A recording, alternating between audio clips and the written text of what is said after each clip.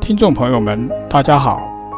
欢迎收听由达摩课堂出品的《硬核伤寒论之金匮要略病症精讲实训》，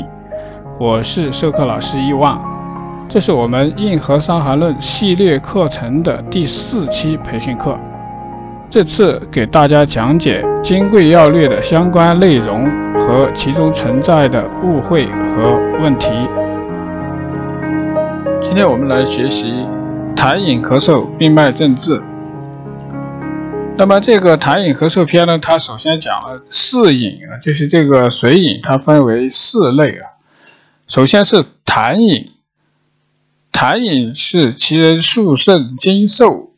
什么意思呢？就是说这个人他这个消化吸收不好，然后体重减轻，这种情况他就是会有这个运化的问题啊，就是这个消化代谢的问题，就会产生水饮。这个水呢，首先出现在消化系统，水走肠间，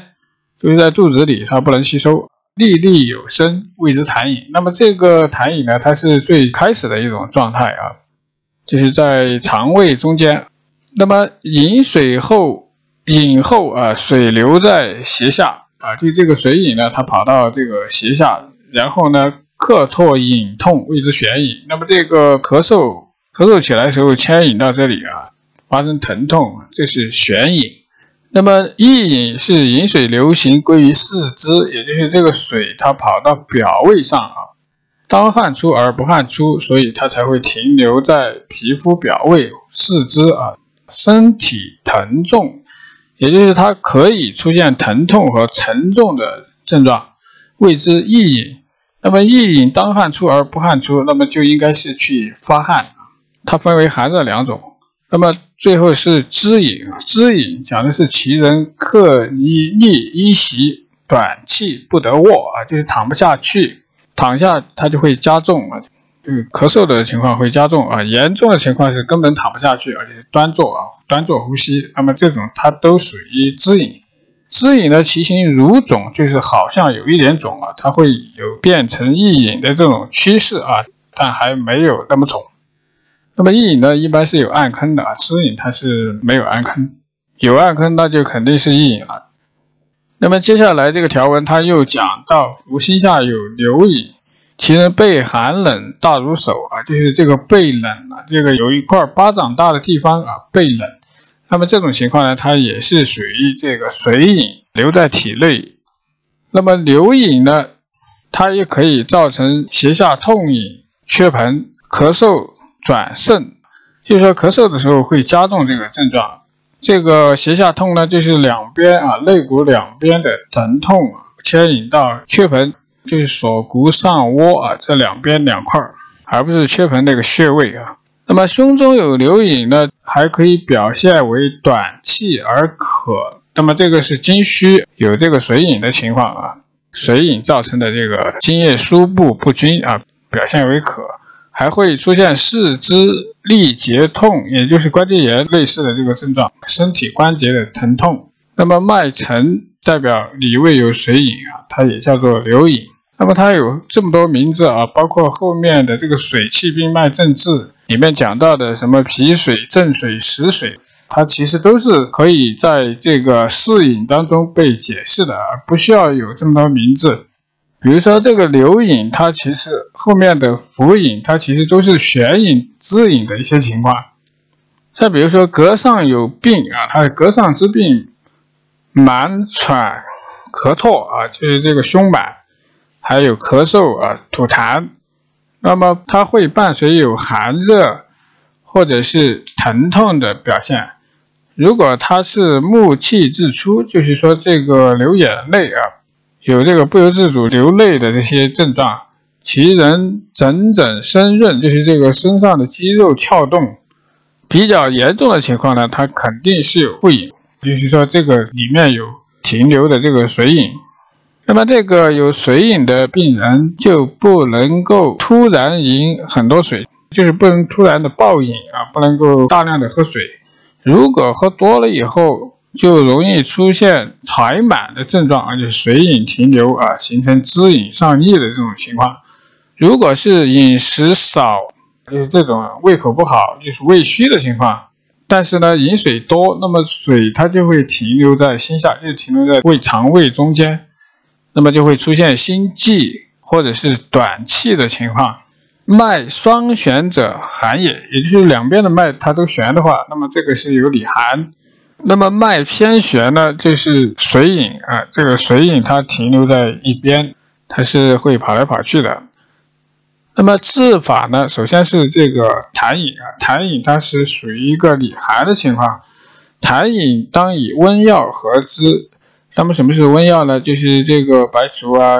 这些苦温的这个药物啊，白术配上茯苓或者白术配上干姜等等，就是苓桂类的，就是茯苓、白术这些药对啊。那么第一个方它就是这个茯苓桂枝白术甘草汤，那么也就是苓桂除甘汤。那么苓桂除甘汤的方说是心下痰饮，胸胁滋满，目眩。那么这个方呢，它主要是一个滋饮，它还不是这个痰饮，因为它是兼表的一种情况，就是它会有表症。胸胁滋满它是滋饮的一个典型的情况啊，目眩呢是一个水饮上逆啊，它也是一个滋饮。一般情况下，这种它是属于有表寒的，而且表症是比较明显的，所以采用表里同治的这个方法。它是桂枝甘草汤加上这个茯苓白术。那么苓桂除甘汤方后，他说了一个夫短气有微饮，当从小便去之，茯苓桂枝除甘草汤主之。那么它这个方说是比较简单的啊，这种情况呢，肾气丸亦主之，也就是说他们两个有相同的一些症状啊，就是轻微的这个短气津虚的这个情况，或者是表症。那么还有这个水结啊，水饮可以去利小便。那么肾气丸呢，它也是可以利小便，但是两个方子是完全不同的啊。肾气丸利小便呢，除了这个茯苓折泻，它还有丹皮。那么它是一个有阳明里结的这个热燥的一些症状啊，比如说这个大便的问题啊。那么这个肾气丸它是表里同病啊，它是有寒的啊，有少阴的这个方向的问题，它是有桂枝啊配上这个附子。那么它和苓桂除甘汤的区别主要是里味的阳明热的问题，还有一个津虚的问题。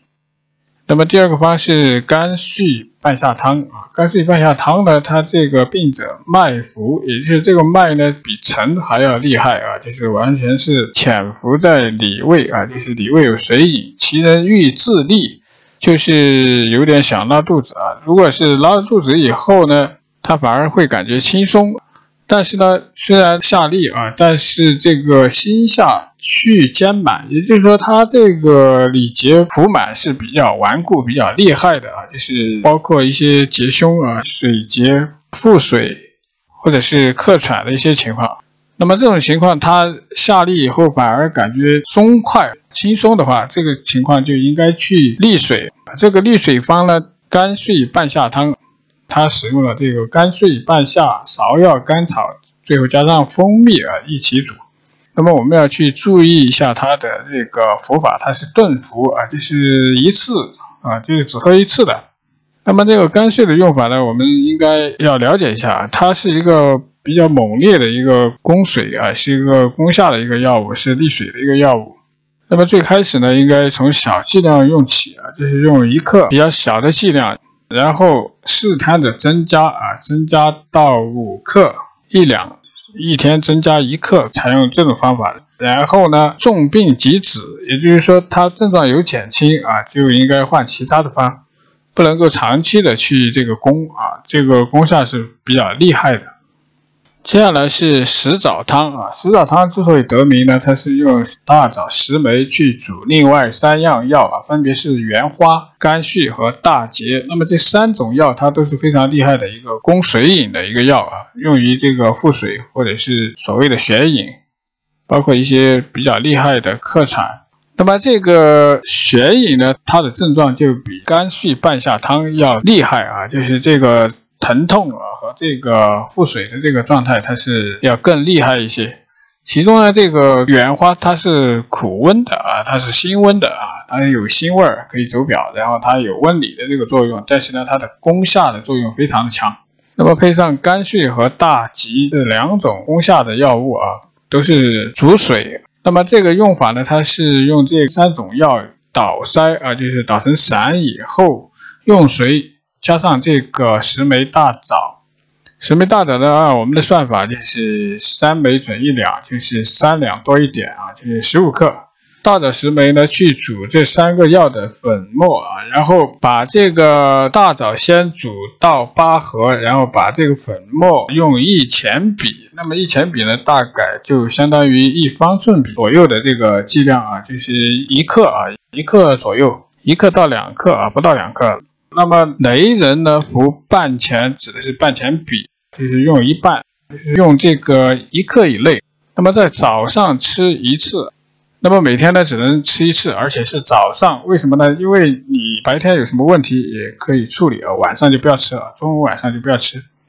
那么如果它没有出现这个下痢的这个情况啊，就是攻下水饮，那么第2天就再加量啊，加半钱。如果已经攻下了以后，就不要再继续吃，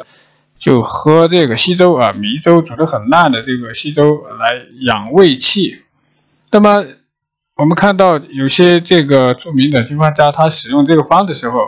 他不是这样用散服啊，他是直接这个3味药煮上大枣，最后不想喝水的患者还可以直接吃大枣也可以，这样就避免这个饮水困难的患者喝药困难的这个情况是可以变通的。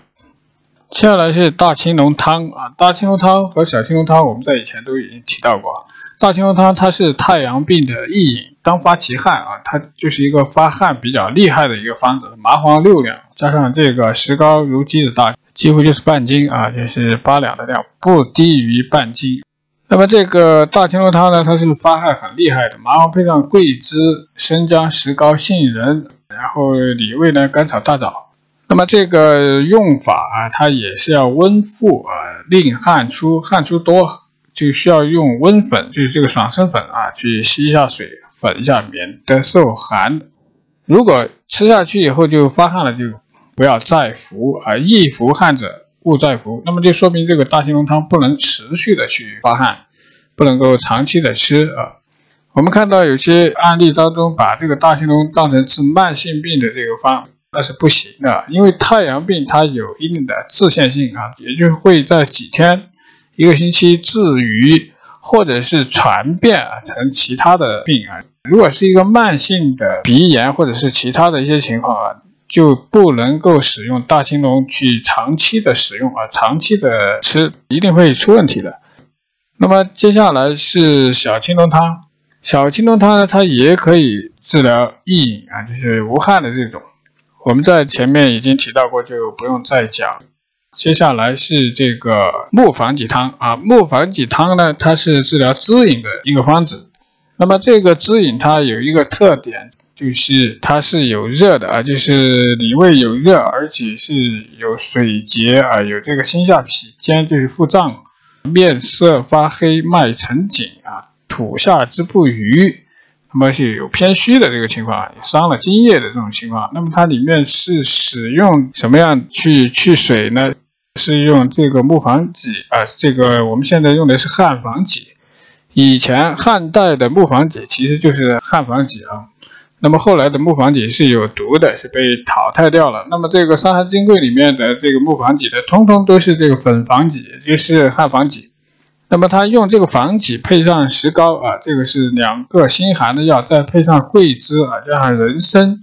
那么补津液去治疗这个滋饮。它实际上石膏用了鸡子大12枚的话，就是非常大的一个剂量啊，就是如果是1枚是8两，我们计算过啊，它是8两到9两的样子。我们按照这个青龙汤的这个方法，按照月碧汤的方法啊，这个发汗的方法，它用这个鸡子大1枚是按8两算啊，8两，那么12枚呢就是96两，对不对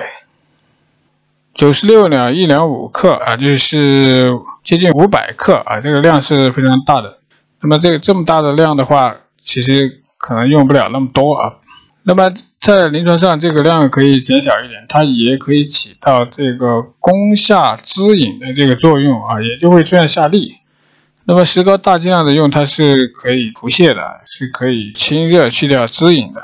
那么这里用石膏去攻下呢，它是偏于虚的，虚而有热的这种类型。滋饮如果它好了，那么就算了啊。如果是3天以后它又复发，然后再给这个木黄芪汤不好的话，那么就要换就要去掉石膏，加上茯苓和芒硝这2个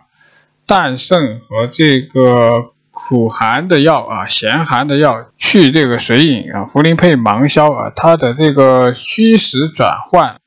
石膏与茯苓芒硝的这2味药的配合。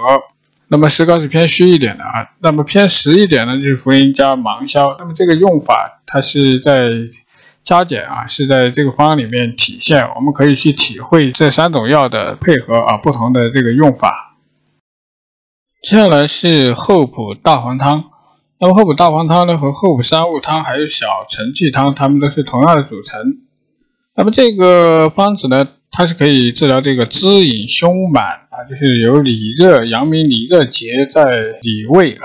有水饮的这种情况火症为主而有水饮里结。这个方子我们在前面已经讲过这就不重复。接下来是葶梨大枣泻肺汤。那么葶梨大枣泻肺汤它也是治疗滋饮的一种情况滋饮。那么在前面肺痈的时候它也出现过，肺痈喘不得卧，那么这个也是一个滋饮的情况。那么这个肺痈它除了这个喘不得卧以外，它还可以出现胸满胀一身面目浮肿，鼻塞清涕出。这个时候你去看它这个鼻塞清涕出，它好像是有一点表寒不闻香臭酸腥就是这个嗅觉出了问题克逆上气喘鸣婆塞，就是这个堵塞的比较厉害。那么实际这种情况它还是偏热的一种水饮的一个状态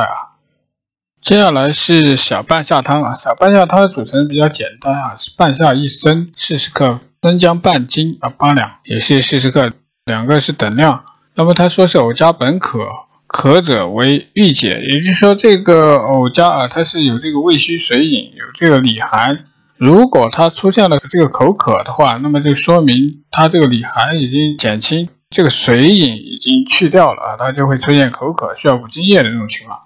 那么如果是不渴的话，那么心下有滋饮故也。这个小半夏汤呢，它也是治疗心下滋饮的这个方剂。那么在外材里面的仲景伤寒论他说的又不太一样若先藕后渴者为郁结也。那么先藕呢是有水饮后渴呢是这个水饮已经没有了这个是水饮寒去郁解。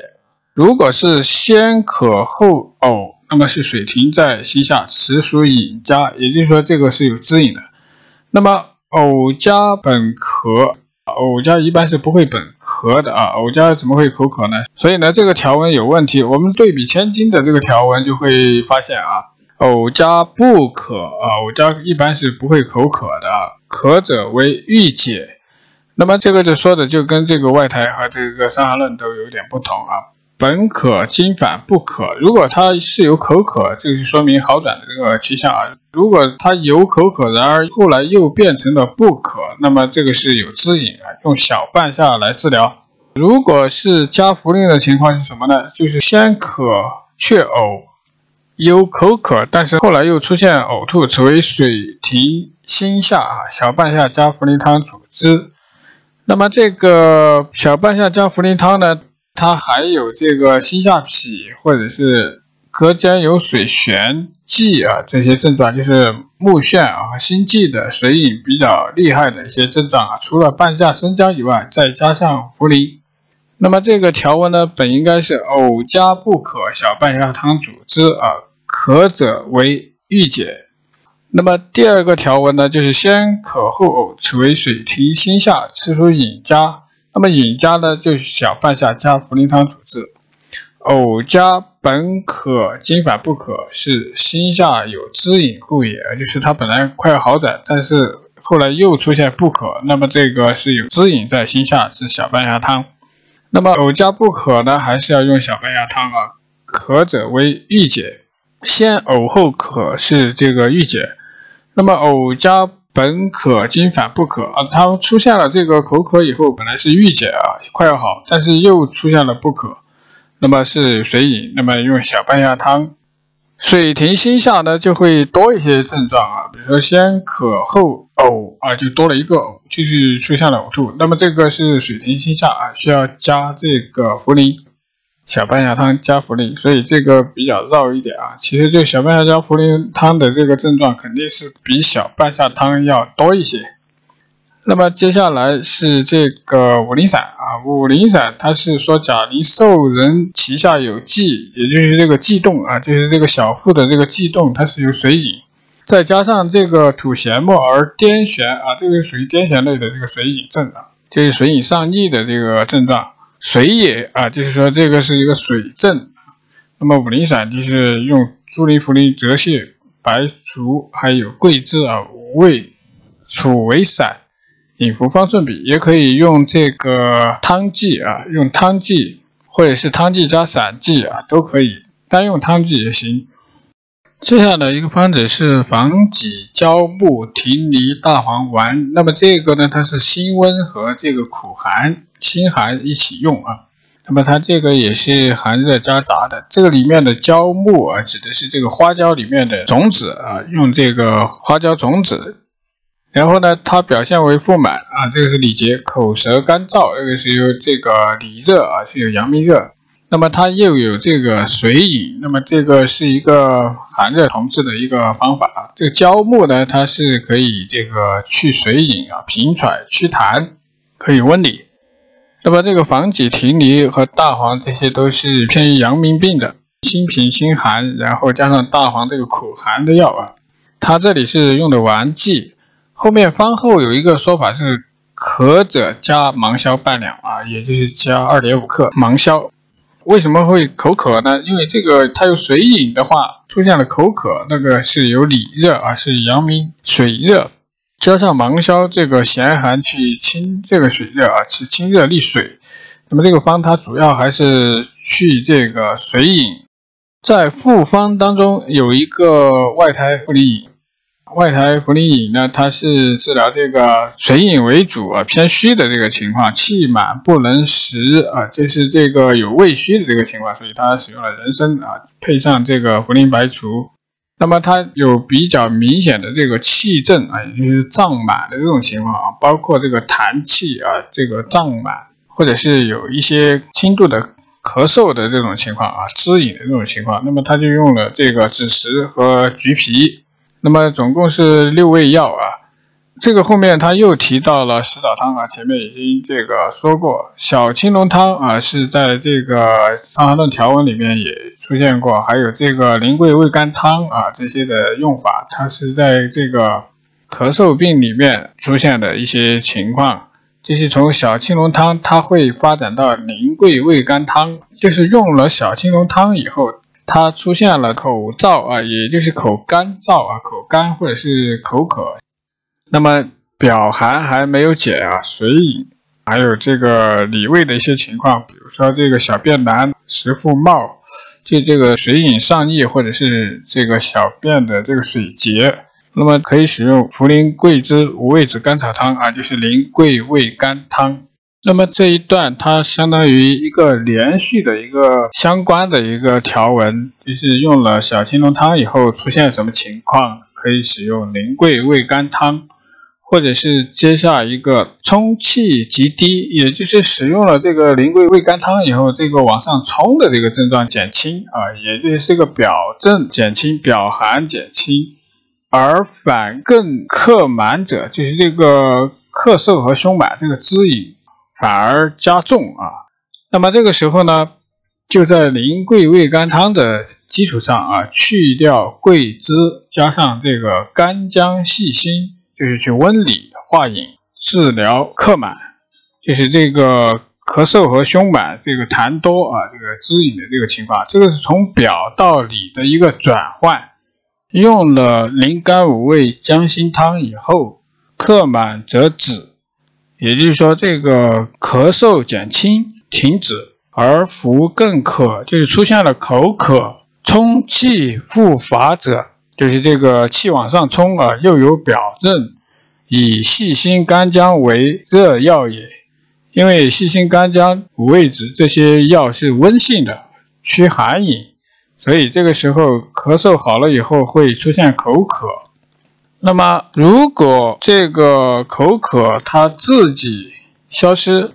说明还有汁饮。那么有汁饮的情况呢，会出现冒就是这个水饮上冲的这个情况。冒者必呕，就是容易出现发呕的情况，当然也可以是继续的咳嗽。那么如果出现发呕或者是还有咳嗽的情况的话，应该加半夏去汁饮，以去其水。那么这个方就是灵甘五味姜辛汤加上半夏，灵甘五味姜辛夏汤。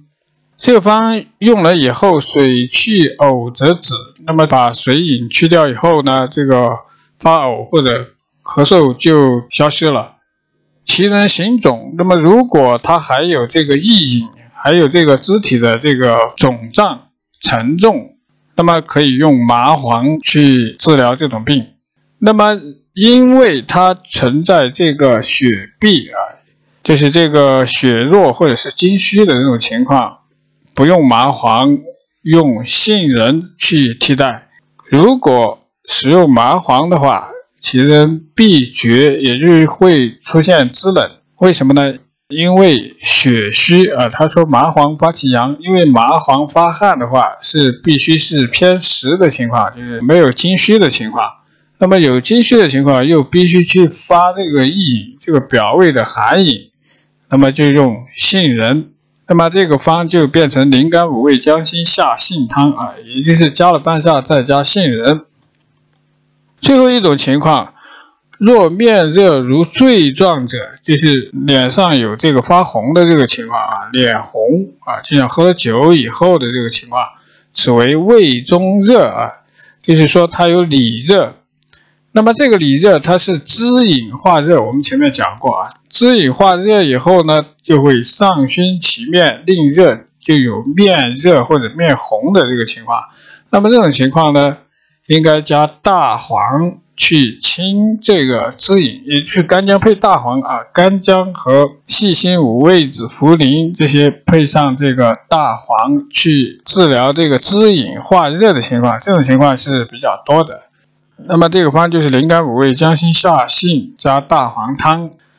那么这个从小青龙到这个灵甘五味姜辛夏杏大黄汤，它是一个相关的一个连续的病机的变化，就是偏表偏里，然后这个异饮，这个滋饮发呕，还有这个滋饮化热的各种情况。那么这些情况呢，在临床中都是常见的这几个方，那么它的方说都是一个一个的并传，就是这个病机的转换，大家应该反复的去理解其中的含义。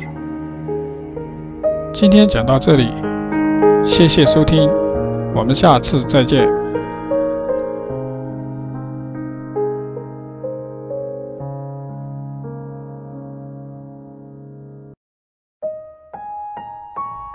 听众朋友们，大家好，欢迎收听由达摩课堂出品的《硬核伤寒论之金匮要略病症精讲实训》，我是授课老师一望。这是我们硬核伤寒论系列课程的第4期培训课，这次给大家讲解金匮要略的相关内容和其中存在的误会和问题。今天我们来学习消渴、小便利、淋病、病脉症治。首先是消渴的条文，厥阴之为病，消渴，气上冲心。那么这一段它是从厥阴篇的条文里面又重复的出现了一次。这里的厥阴病它包括了消渴这种症状，因为这个消渴它是除了这个口渴，还有小便多的症状。那么小便多它是下焦虚下焦的功能虚，它是一个胃虚，然后有里热，下焦虚热。那么消指的是小便多，这是消渴本来的意思。依据消与渴两个症状消的意思，这个是从小便跑出去，然后变成消耗津液的一个情况。那么渴呢，就是因为这个津亏和有热的这个情况。那么严重的情况会出现小便不利尿少，那么尿少伴随这个里热的话，就容易发生痈脓也就是痈疽，或者传变水症。那么它也是里胃寒热的两个方向。那么这个消渴久了以后，它就会变羸瘦也就是身体瘦弱，或者是虚劳伤筋，也就是这个比较严重的这个虚劳。那么这个文本的问题，这个消渴的解释，我们按照这个小品和病源的说法就可以口渴、小便利、小便多属于消渴。那么小便少，它是津液虚少容易传变痈疽。那么厥阴病的消渴，它是病入下焦虚实夹杂，有里热，还存在气上冲的表寒。那么里胃它有心中热疼，这个热疼它是里热结它是有里热的，然后有结，饥而不欲食。那么饥呢，它是因为它能够消化想吃有食欲，但是呢又吃不下。为什么吃不下呢？因为它胃虚吃了容易发呕会出现呕吐。那么这个是胃虚和水饮上逆的一个表现。胃虚和水饮，小便多容易造成大便干也就是便秘。这时候的便秘不能用下法，因为胃虚津虚如果用了下法的话，下肢不肯止，就是这个大便稀就止不住了。那么这一套症状呢，它是一个乌梅丸症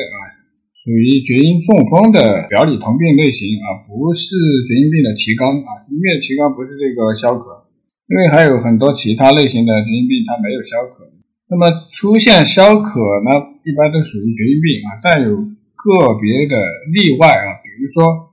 五苓散的这个渴饮小便不利这个不属于消渴。其中有一个药叫文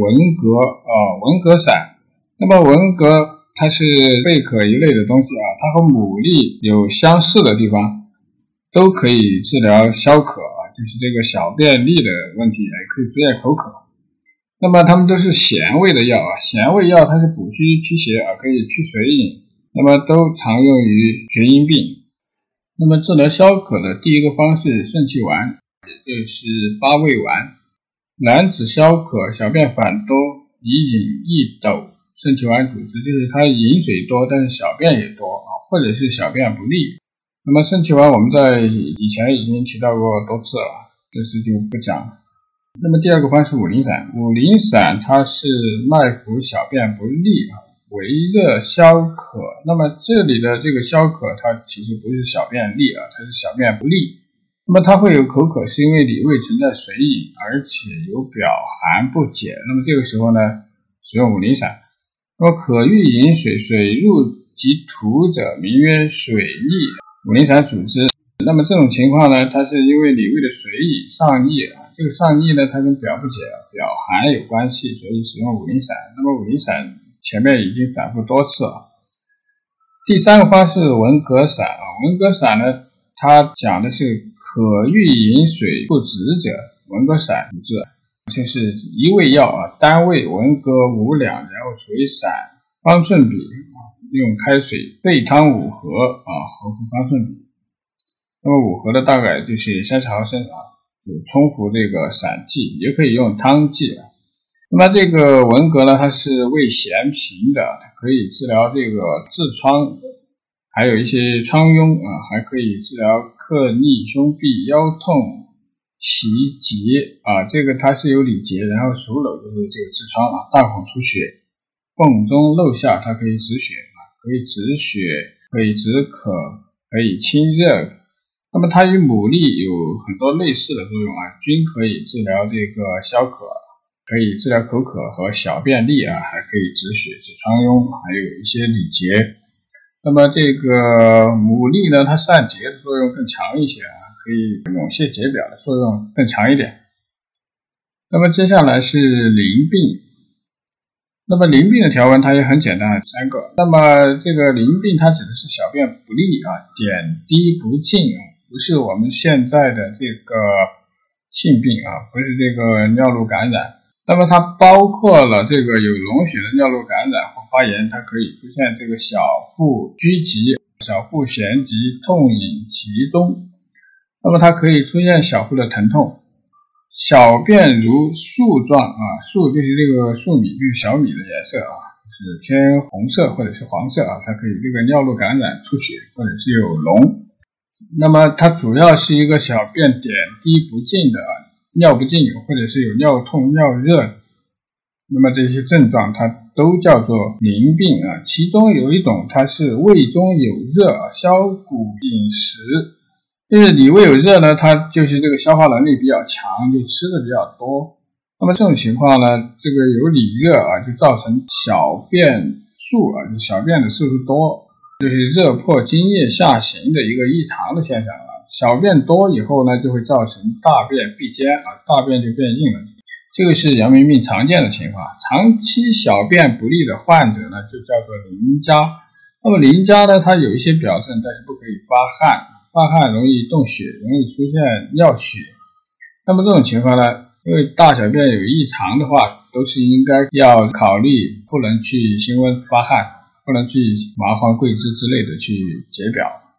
那么应该怎么样治呢？我们来看它下面的方子。第一个方是瓜蒌瞿麦丸。小便不利者有水气，其人若渴这个瓜蒌瞿麦丸呢，它是有这个里热的这个津虚的病机就会出现口渴，然后它是小便不利里胃又有水饮里寒，所以它是一个寒热夹杂虚实夹杂的一个厥阴病。它的病机呢是有太阴里寒，然后有阳明的里热，还有少阴的津虚。那么这里用附子配上这个茯苓它去温肾理胃的这个水饮。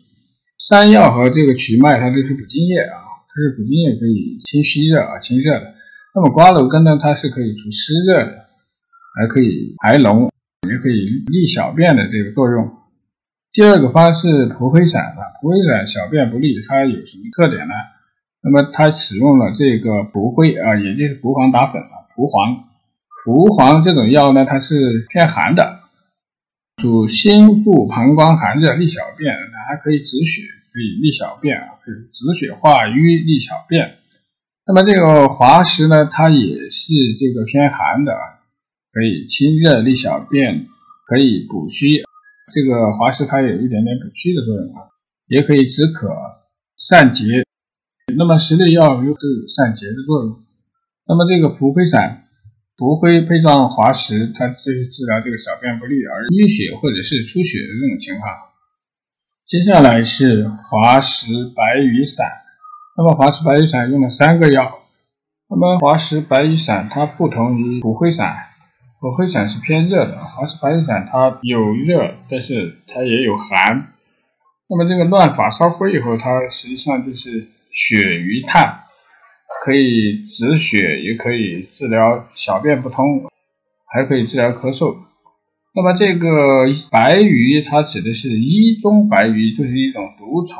是一种小虫，它不是这个水里的这个鱼。这个白鱼它是咸温咸温的，它也是偏温的乱发它也是偏温的。